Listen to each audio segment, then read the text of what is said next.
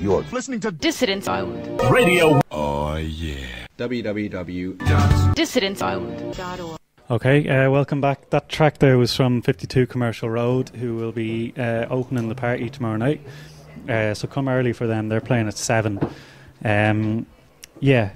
So I'm here with Kev, Glyn and Sean, and I guess we're here to talk about the EDL and more recent incarnations of English nationalism or British nationalism, or I don't know. I guess we're going to explore a lot of grey areas. So, yeah, just I guess, do you want to start us off, Glyn, with a bit of a history lesson? Yeah, okay. I mean, a few years ago we had some things called March for England and various football supporter, hooligan, whatever, based displays of political nationalism that didn't really go anywhere. Until last year, when we had the Royal Anglian Regiment called the Poachers, did their returning from, was it Afghanistan or Iraq? Yeah. They did their homecoming march in Luton, and there was a demonstration by, I think it was about 50 Islamists, segregated between men and women, and that caused outrage in Luton with a lot of ordinary people, and that was used as an opportunity by a coalition came together which turned into EDL on the basis of these are people who are opposing what they saw as Islamism, particularly groups like Andem Chowdhury and various Islamist groups. Several of us went up to Birmingham for their first demonstration. I think it was the first demonstration. There was about 100, 150 of them outside Birmingham Town Hall, and it was bizarre. You know, they were stood there with these placards saying "Black and White Unite," defend gays against oppression, support Israel against terrorism. You know, it was, for a fascist demonstration, it wasn't doing what it should be doing. And ever since then, we're still kind of confused. Right. No, the kind of main source of opposition to them seems to have come from UAF, Unite Against Fascism, who basically go and mount counter demonstrations and try and stop them getting out of whatever Weatherspoons they've managed to crawl into. But it doesn't really seem to be working. No. And I mean, does this stem from the fact that you can't really get a grasp on them?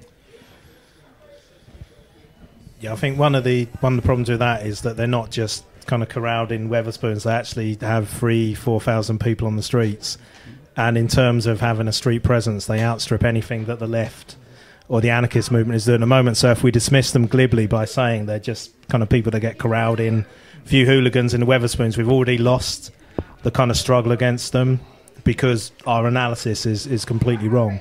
So I think the UAF have kind of gone down that line, that they've ignored the fact that there's actually a kind of substantially large body of support for the EDL. And they've tried to sideline them by doing their usual techniques, which is just to call people randomly like fascists or Nazis, and realise that kind of these people don't care.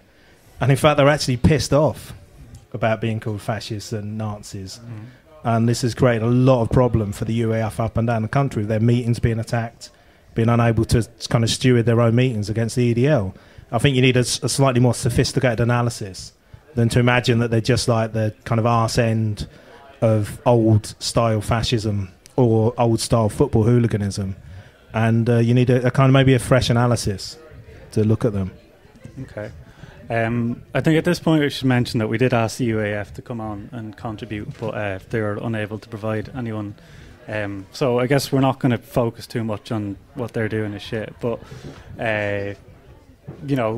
this sort of new analysis, I mean, where do you start? I mean, because are they fascists? Are they Nazis? They certainly like doing the salute, but like, is there anything more to it? I think there are elements that are drawn to the EDL that are probably, let's say, at the least racist, and some that are probably hardcore fascists that have latched onto them. Like anything with the fascists, they will try and glean membership and numbers into their own particular groups by using other, particularly football hooligans across, over the decades have been a good fertile ground for. As the SW people use the UAF. Indeed, indeed. Oh, yeah. Right to work campaign. Or the right to work campaign. Yeah. But the fact that this group did start out by saying overtly, we are not fascist, we welcome black and Asian people into our ranks. They've burnt swastikas, and then you get the likes of the UAF come along and just calling them racist, fascist, Nazis, whatever they label they want to stick upon them, and they're kind of damned if they do and they're damned if they don't, I guess. I guess their one standpoint is anti-fundamentalist Islamic, which I think a lot of anarchists are, fundamentally opposed against themselves. So I think from the anarchist groups like Antifa, for example, it's very difficult to just attack a group that are standing against something that we fundamentally oppose ourselves as well, but as well as any right-wing fascist group. I think that therein lies our problem in tackling it, and like Kevin said earlier about the analysis, being a little bit more in depth than what the UAF are currently using. So. I think the other issue for me is when I look at these people, I see my brothers there. Do you know what I mean? I don't see people who I necessarily want to just attack straight away.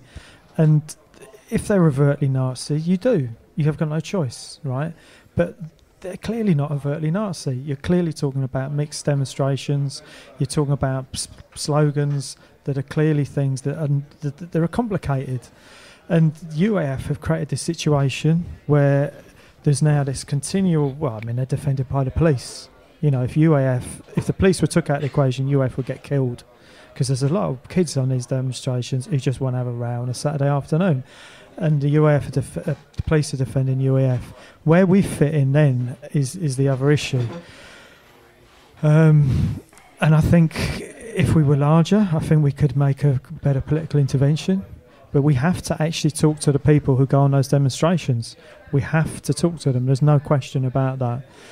I suspect we will get physical opposition if we try to, but it's something we're going to have to do. It's as simple as that.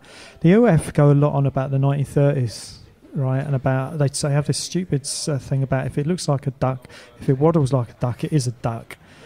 And their basic thing is that it's a Nazi organisation because what they're doing is fascist, it's divisive. Yes, it is divisive, but if you let them grow in a sense that it is fascist, then we will have the 1930s again. And that is the worry, is that what they're creating is they're saying the whole kind of element of that working class, the whole unemployed working class, the whole element of the youth who are attracted to EDL, they're prepared to write them off, which is disgusting. Yeah. In fact, I think actually all three of us here were probably involved in anti-fascist action at some point, and it was kind of specifically set up to make an intervention amongst the kind of white working class, which is a source of recruitment to fascism, and kind of getting there and put propaganda there and stop the kinds of people that are going on to the EDL being in EDL by putting forward a truly radical alternative. And the problem is the UAF don't do that. And actually, I don't want to keep talking about the UAF because we've got some ideas ourselves about what we can do about it. We're talking in terms of community defence rather than a kind of a national identity defence, and it's something that we're hoping to develop in Whitechapel, Hackney and a few other areas around London. So I think there are positive things we can do, and we can actually learn from the past. We look at organisations like AFRA and realise that if you sideline an identity for one component of a multicultural society, then those people have no expression of that identity, and you end up with two things. You either have a radical version of history, and if we talk about English or British history, we can point to many occasions in the past where either workers or peasants have self-organised and fought against oppression, or you kind of somehow have that as something that isn't discussed, and then you have one idea about national identity, which is a reactionary national identity. And the UAF, in accusing the EDL of being Nazis, have just created that kind of scenario straight away.